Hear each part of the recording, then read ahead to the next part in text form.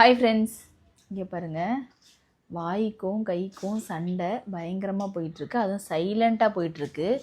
இதே சட்னி நான் கண்டிப்பாக சாப்பிட்ருக்க மாட்டா. 3 நாளாக கேட்டுட்ருக்கா எனக்கு இட்லி கறி குழம்பு வேணும்னு. நானும் செஞ்சு தரேன்னு சொன்னேன்.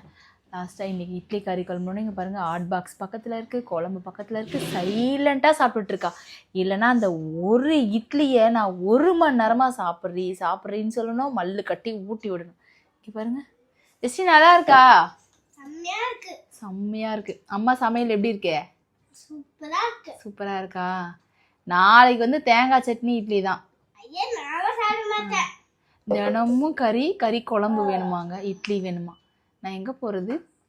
இங்க பாருங்க, கறி குழம்பு இட்லின்னா சைலண்டா சாப்பிட்டுட்டு இருக்காங்க. ஜெஸ்டி இங்க பாரு, ஹாய் சொல்லு. ஹாய். எல்லாரும் சாப்பிட்டீங்களான்னு கேளு. நீங்கள் எல்லாரும் சாப்பிட்டீங்களா? கேட்க மாட்டேல்ல. பாருங்க, பெரிய பொண்ணு பாருங்க, ரொம்ப அமைதியாக சாப்பிட்டுருக்கு.